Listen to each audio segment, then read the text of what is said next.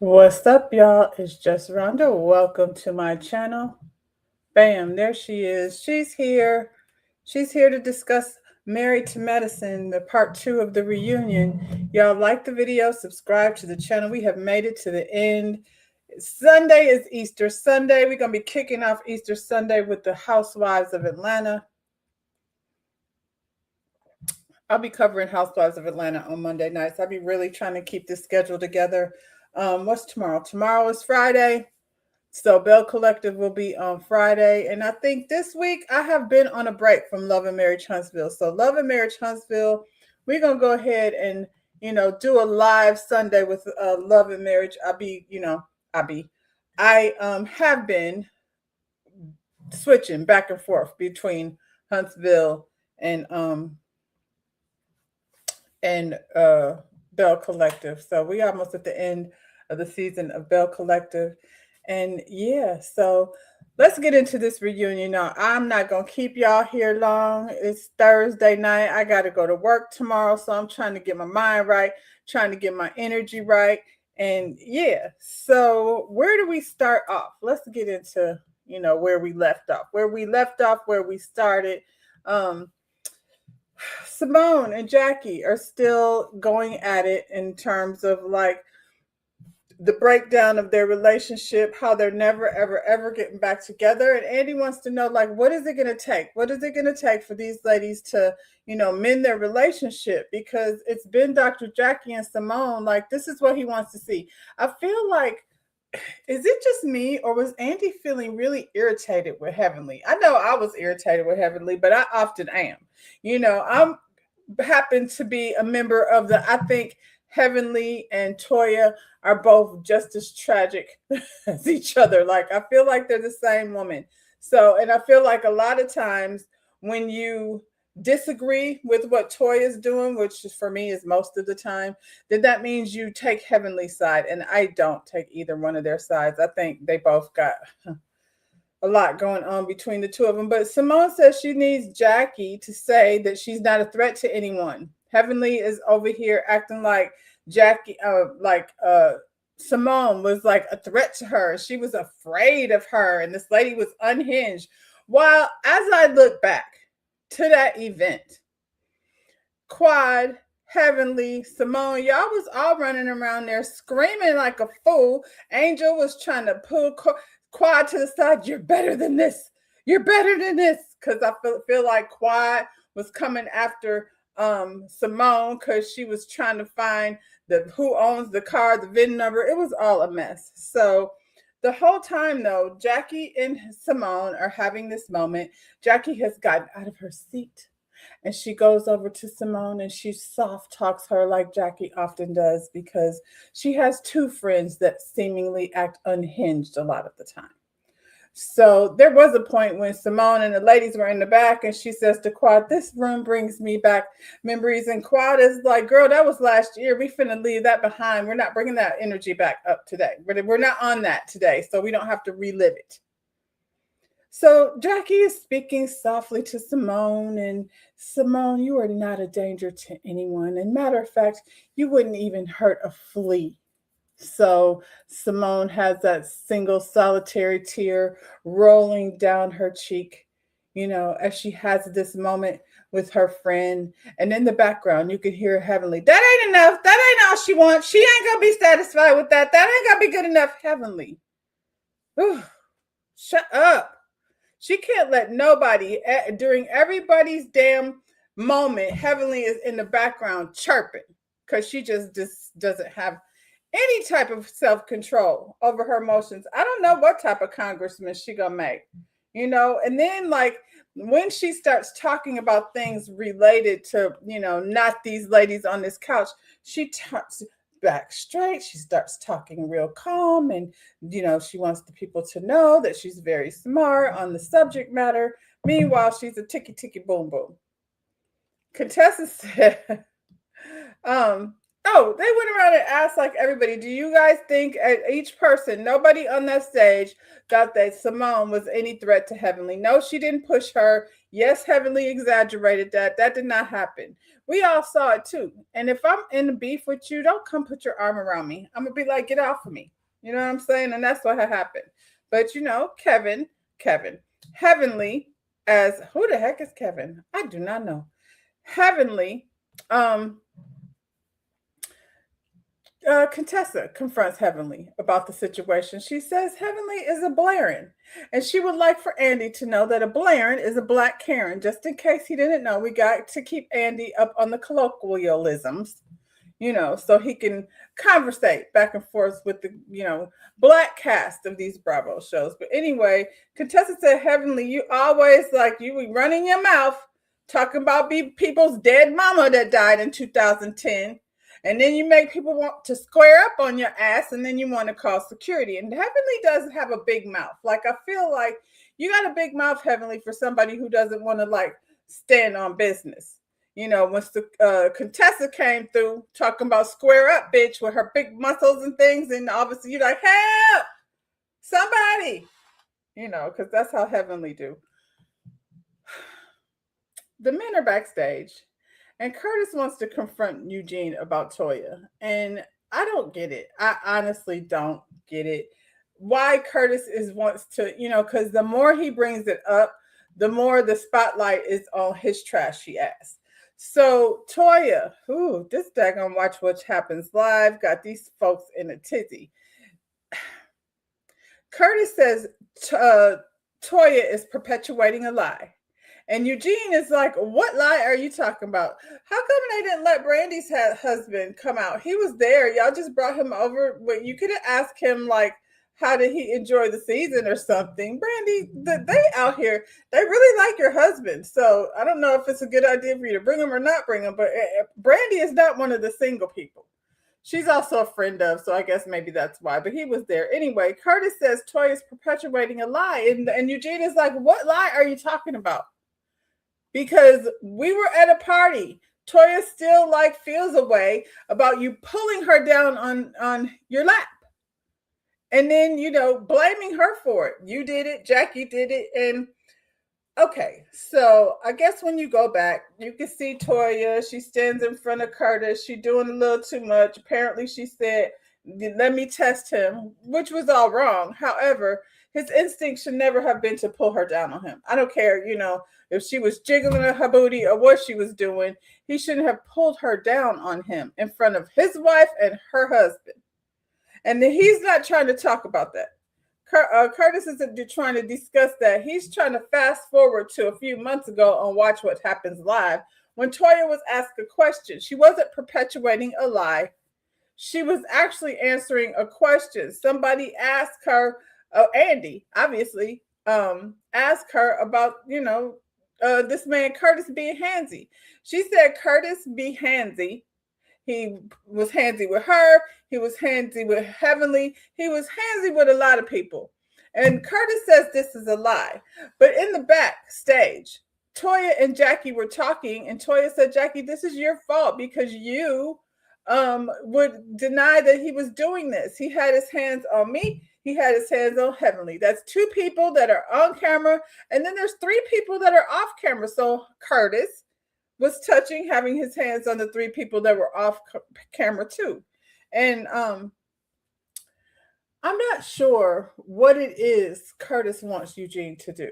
I'm not sure what the expectation is. Was Eugene supposed to shut Toya up? Because that ain't happening. Curtis, you are handsy. So I'm not sure what the lie is that he feels like is being perpetuated about him. We saw it. We seen you down to the airport. We know you were a cheater.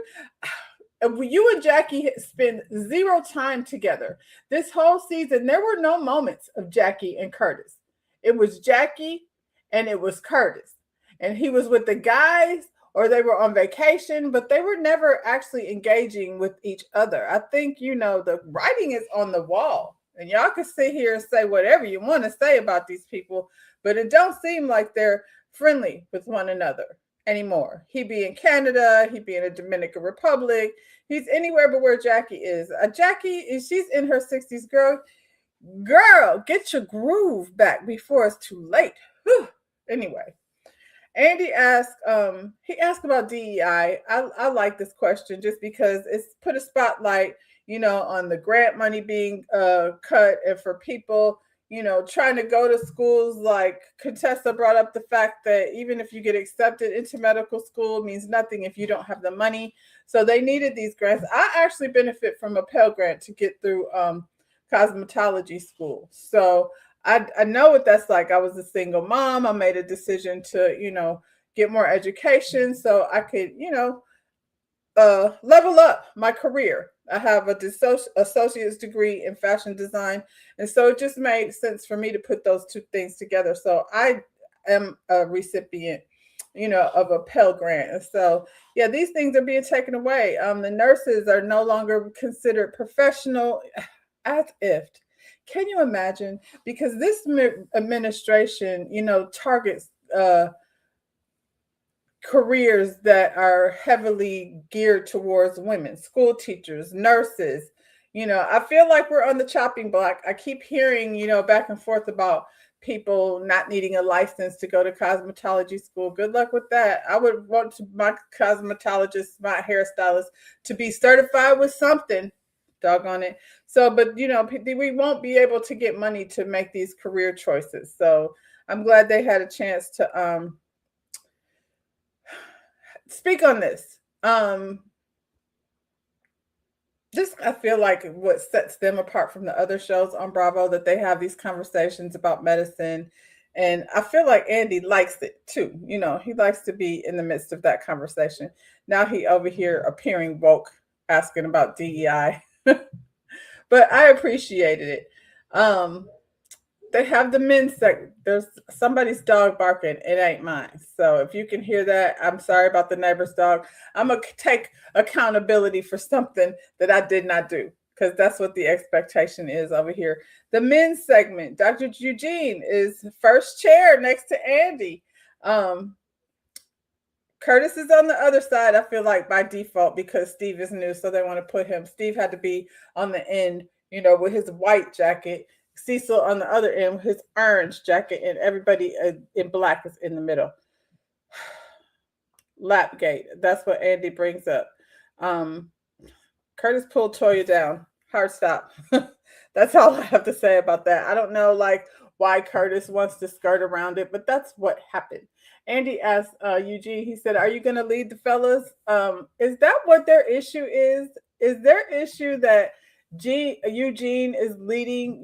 They don't want to be led by someone who's led by his wife.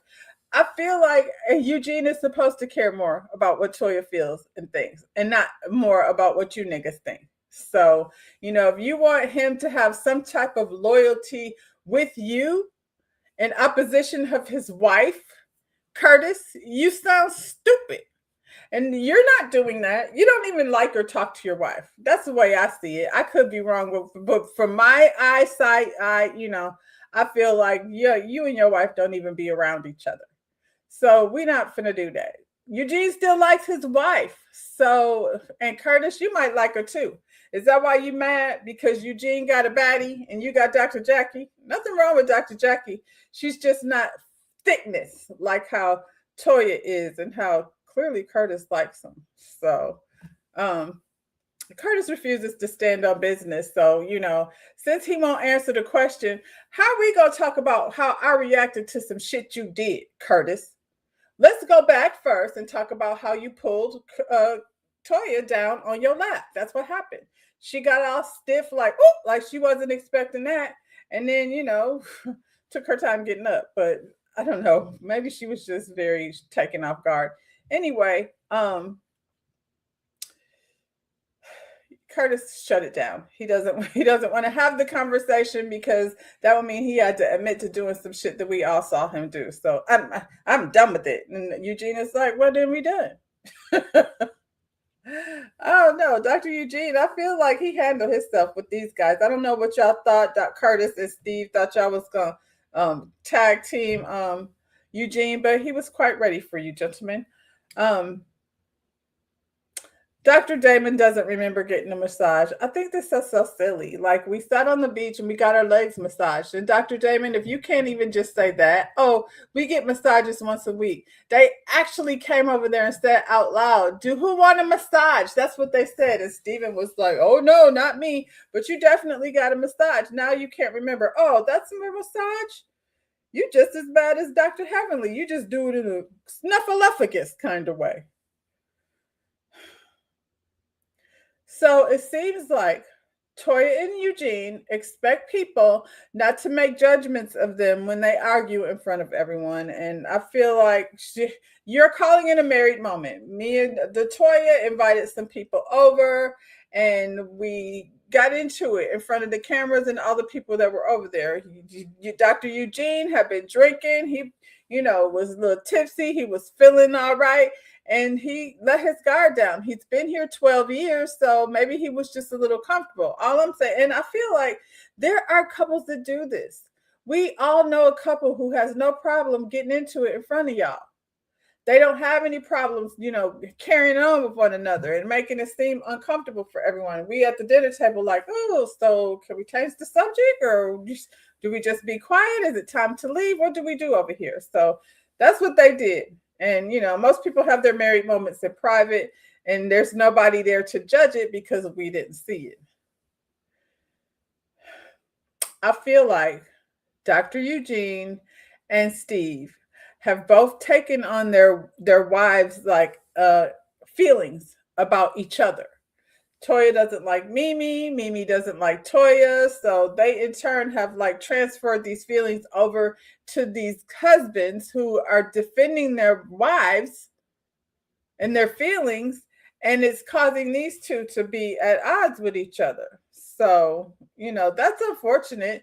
But, I feel like there was a lot of messiness going on that we didn't see. Toya and Eugene did an interview with Carlos where Toya may or may not have insinuated something about Steve's sexuality, and Jean, chuckled in all her mess.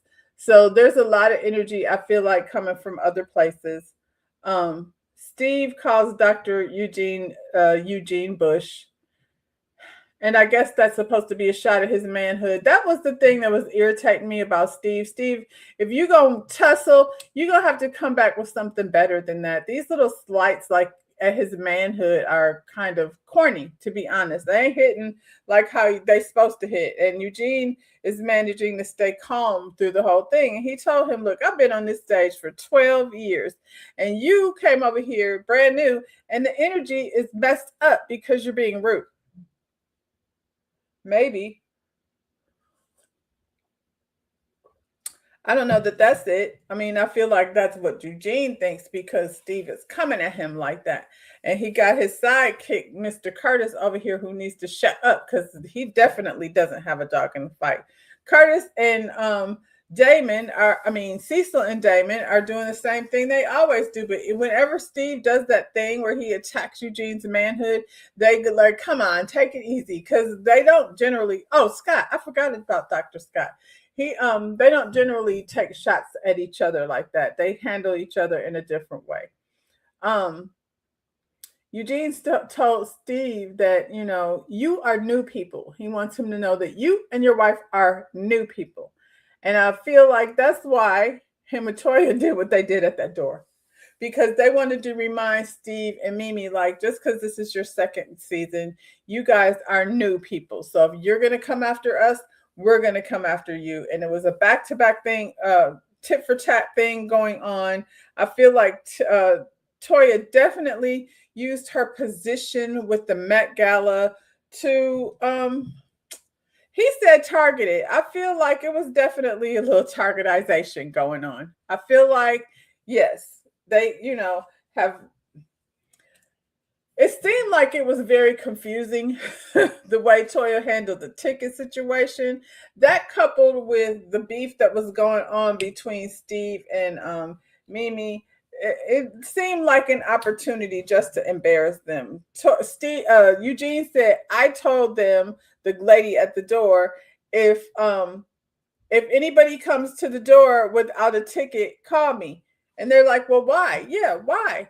I think the contestant said, Eugene, you shouldn't have had nothing. You should have been a guest there. There should have been people handling that. But him and Toya wanted to get one off. He's not gonna beat those allegations. Curtis then chimes in with his 2 cents. I don't know why, but Eugene is like, yeah, I get it. You don't like my wife. You have a problem with my wife. So this ain't what that's gonna be. I have a problem with the truth. And Eugene is like, yeah, me too. Because your truth and my truth are two different truths. So what's it gonna be? Andy's got the viewer's question. The viewer asked Damon why he kept his son's arrest from Dr. Heavenly. This was an interesting way to answer this question to me. Dr. Damon said he's a quiet guy and he doesn't have to address everything. So he dismissed the question because he ain't about to tell you why, we're not discussing why he didn't tell Heavenly. And it's funny because he sat up here and said, we tell each other everything except for the things that you don't tell each other, Dr. Damon. So he proceeded not to answer the question. He said he handled the situation the best way he could, the best way he knew how. So not telling Heavenly about her son, I guess, was the best way he knew how to handle the situation. He said he doesn't like when stories are made up about him or when people talk about him. And they're like, yeah, but Heavenly is the main one, like talking about Heavenly. She runs her mouth about everybody.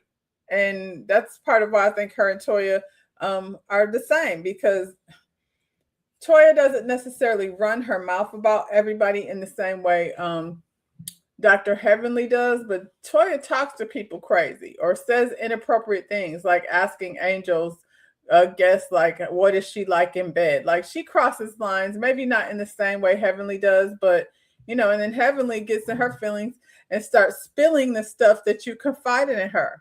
After we agree, we're going to move forward, and then I become a little vulnerable with you, and then right when I do that, she throw it in my face, first chance she get. So Heavenly is out here talking about people's mamas. She talk about people's penis if she want to.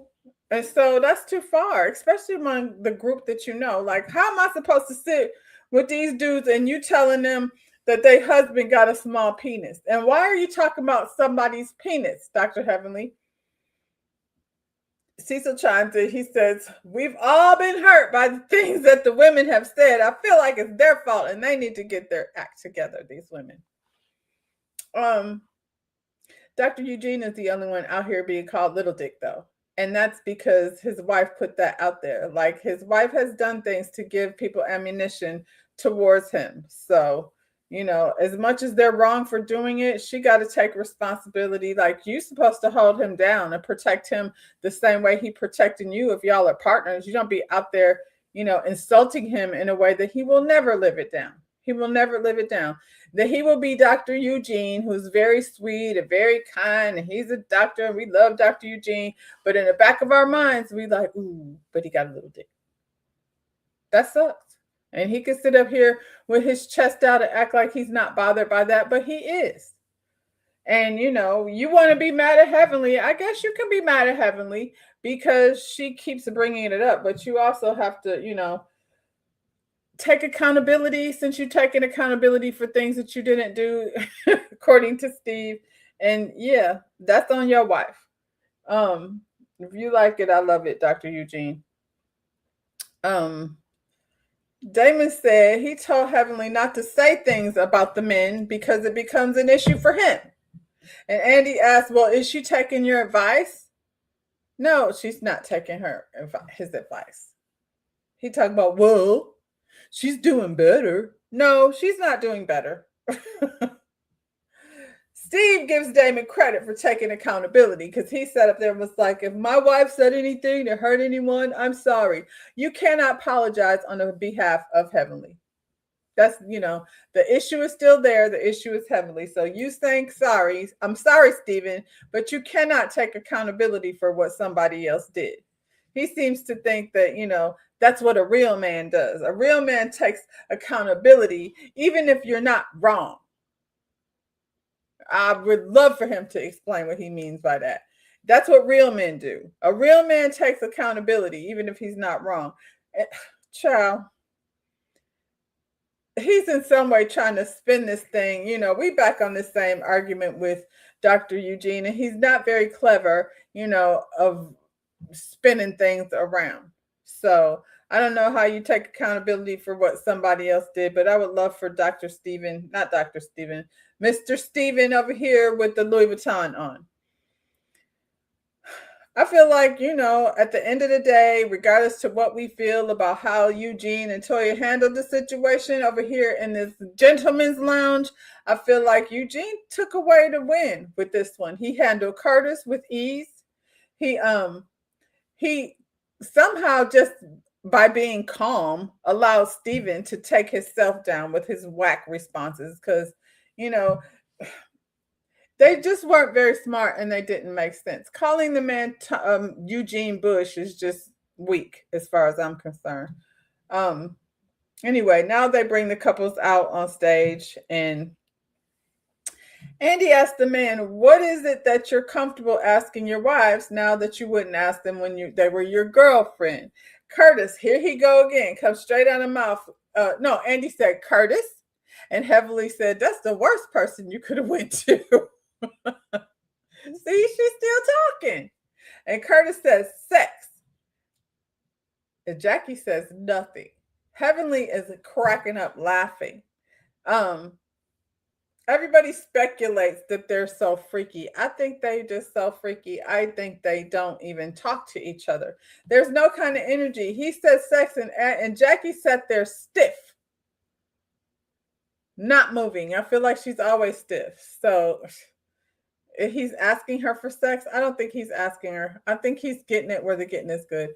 Mimi and Steve discussed their perfect marriage and managing, marriage and having a child with special needs, and what do you guys do to keep it together? And they gave a textbook answer, which I hate. It came across very much like Mimi wrote this down for us, and all of a sudden we're perfection over here and you guys are not. Remember, Dr. Eugene and Toya are cringy. Maybe, but they, they both like it. So, we can stand in judgment, Dr. Mimi, but these people, they like what they're doing over here. Simone says she's not paying Cecil's bills. She says he has 2 jobs and they split the household bills. I mean, Simone and Michael sat up there, had a conversation about how she was not able to pay, was stressed out. He was tapping into her retirement money.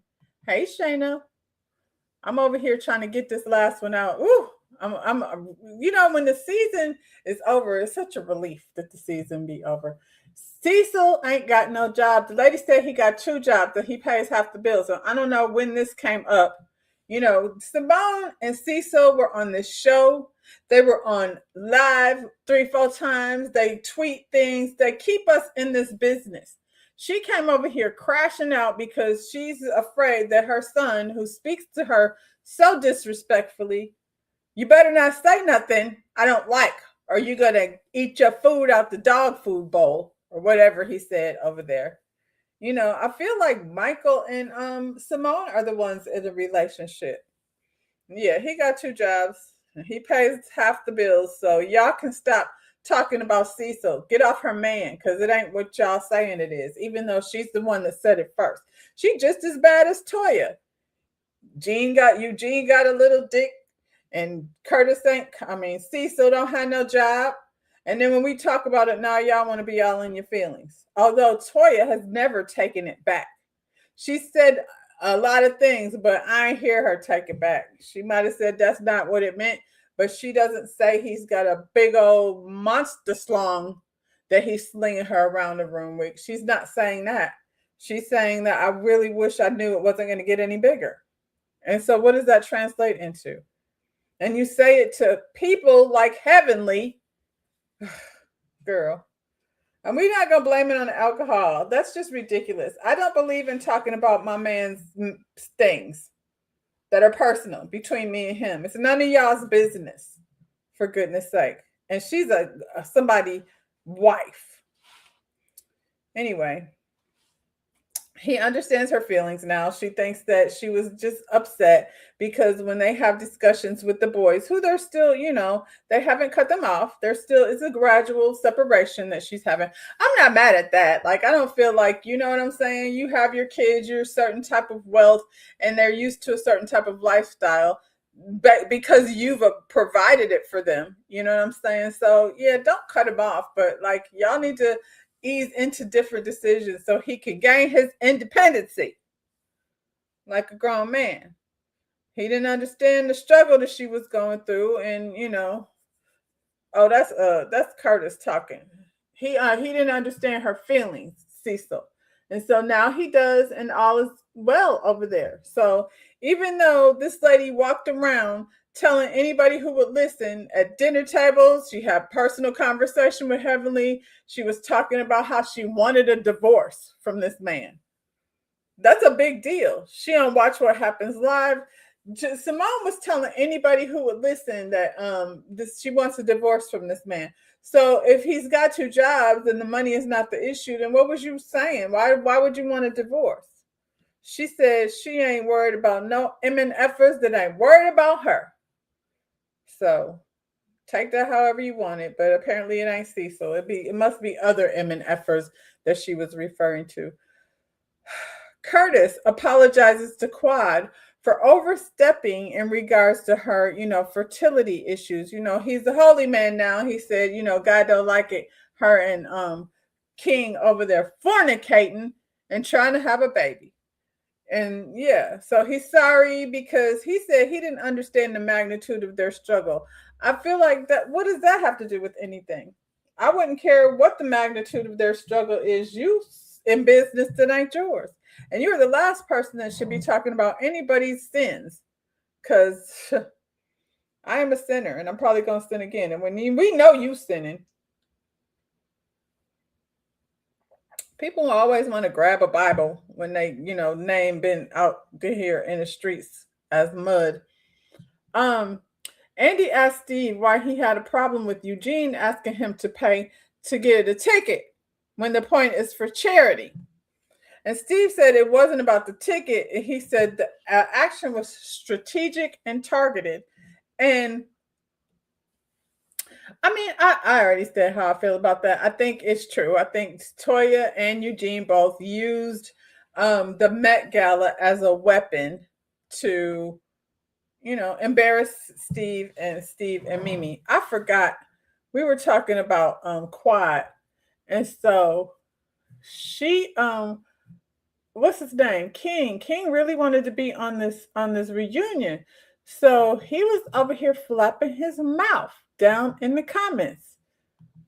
Last week Quad said that what did she say? Or was that this week? I know at some point Quad said that she heard from him last week and that their breakup was amicable. So this is her on Carlos King's podcast, her at Heavenly. The last time that Kirk has reached out to you?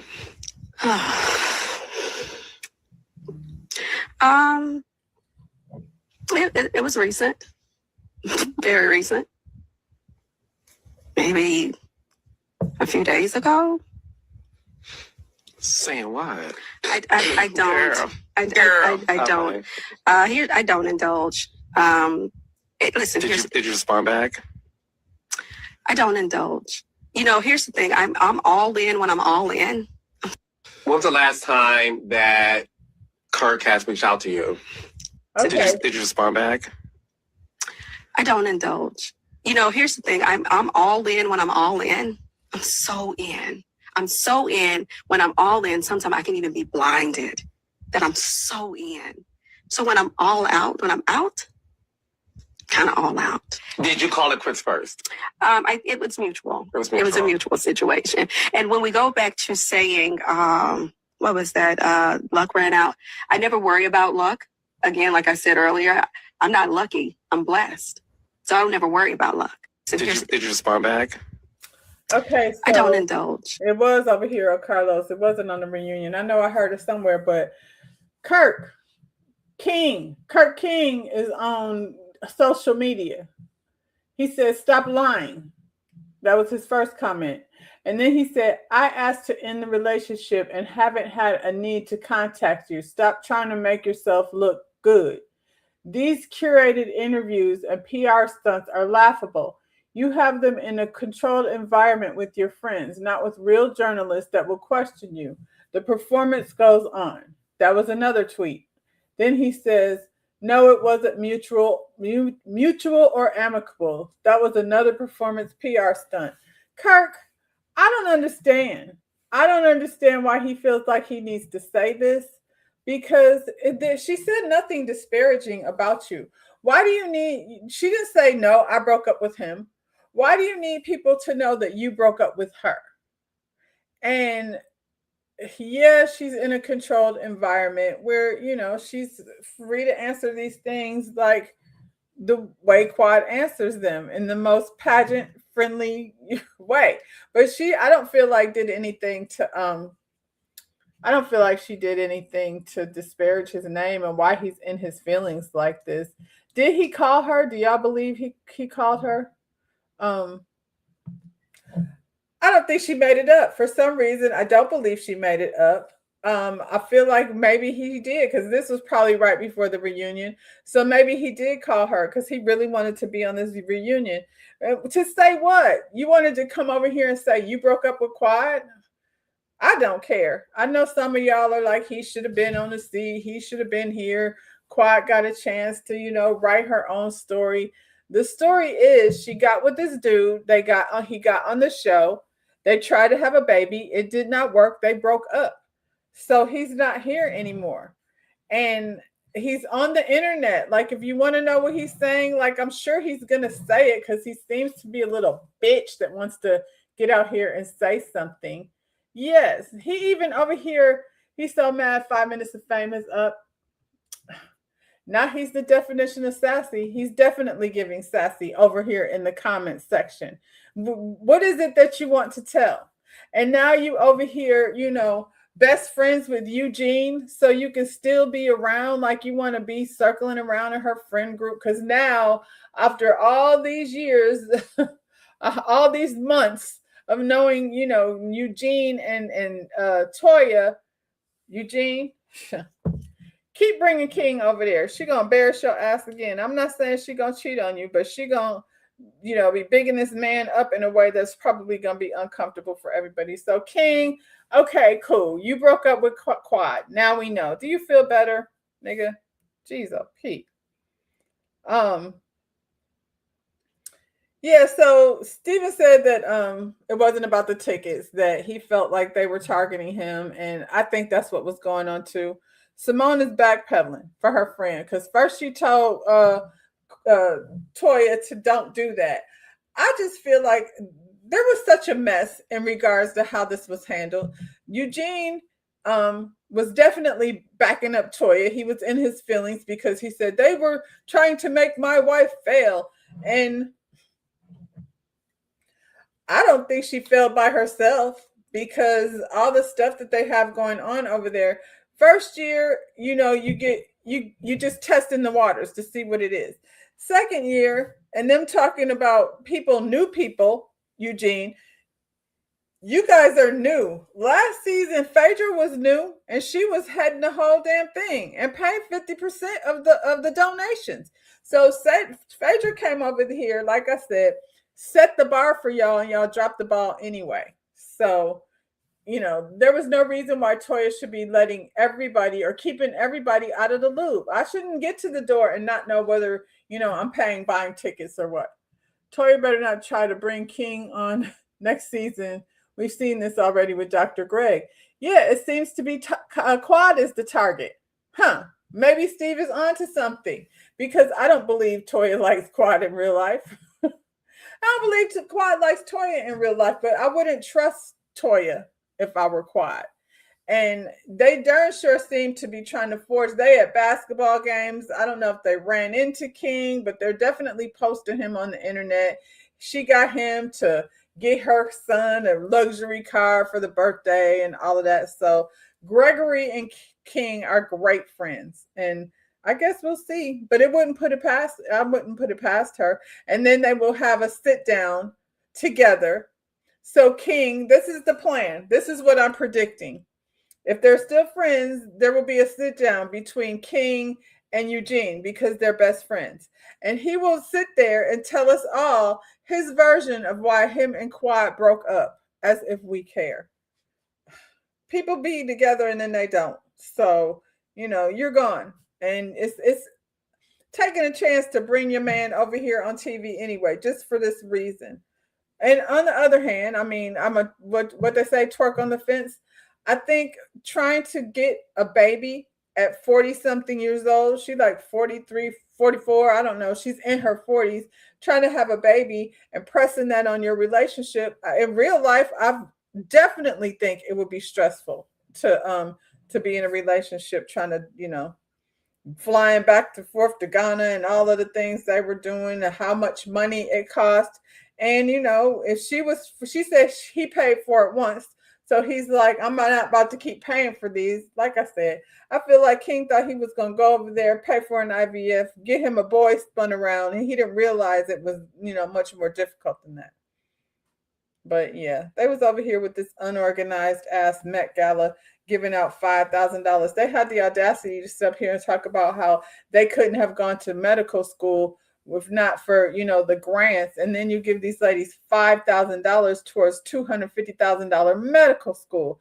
When last year, like I said, they would have been able to they could have given like 3 girls $20,000. And it would have made it seem, you got to get your scholarships from different places. But I don't feel like 5,000 is going to do much. And that's because Toya was over there flim-flamming and trying to figure out how to make the tables pay for a venue that, was probably more money than they should have been spending. They dang sure didn't spend it on food because we were eating chicken wings on a toothpick.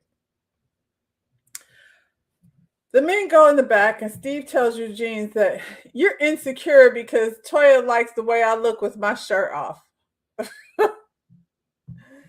I mean, I think it was childish. I think this is another one of these things, though, that Toya has done to give people ammunition to come after her husband. I can't imagine being in a friend group with, my friends and their husbands, and I'm sitting around talking about how Susie's husband looked good with his shirt off, child. All these men over here need to keep their shirt on, except for Susie's husband and Kelly's husband. Those 2 husbands can take their shirt off. And she said it to Eugene. So I don't know like what he felt like in the moment. I guess he just felt like keeping his mouth shut because that's what he did. And now here is Steve telling this man, yeah, your wife like how I look with my shirt off. Now, I feel like that's that type of stuff that niggas do when they be going back and forth with each other. And so Steve kept going until Eugene walked out. So I'm figuring, he just not going to argue with you, Steve, because at the end of the day, we tired of talking about the Met Gala, to be honest. So that's pretty much where they left it. They ended the show with Simone and Jackie. They're good. They're glad to have their friendship back on track. And Andy is glad. He praying, praise Jesus, thank the Lord. And Simone and Heavenly, they are not good. They started to go back and forth again to the point where we're at the end of the show. We don't want to go back to you. And Simone and Heavenly should not be friends. I feel like they should not be friends. And I feel like Jackie should hang out with them separately and stop trying to make them a sisterhood, because a sisterhood they are not. None of these girls are. The new ladies had a great time. They loved it here. It was a great experience for them. So, they have no qualms about what happened. Steven and, Mimi, they solid because Steven came over here arguing with Eugene. So hopefully y'all get that figured out by next season, because I don't want to have a whole nother conversation about the Met Gala. And of course, Quad gives her emotional Martin Luther King Street speech. She came through the trenches and now she's here. And these ladies, we hold each other down. We're a sisterhood and you can come for us, but we're going to be there for you. for, together. We're not gonna let you come for us because we're gonna stand 10 toes down as a sisterhood. And these are the same sisters that kicked her off like season ago, and then brought her ex-husband and his new wife over here. So your sisters ain't shit, Quad. And I hope you're not standing so 10 toes down with them like you claiming you are, because they're not doing it for you. So yeah, that's how the season ended. I'm sure we'll be hearing more from King Kirk because it seems like he got a lot to say. And I don't have any more to say. So it's over. Next week, Real Housewives of Atlanta. Like I said, I'll be here Sunday. We just gonna catch up with Love and Marriage Huntsville Sunday at 7 because I ain't been over there for a minute. I mean, I've been there, but I haven't been here to review it. So we're gonna do that on Sunday. And yeah, I'm out, and I'll see you when I see you. Bye, y'all.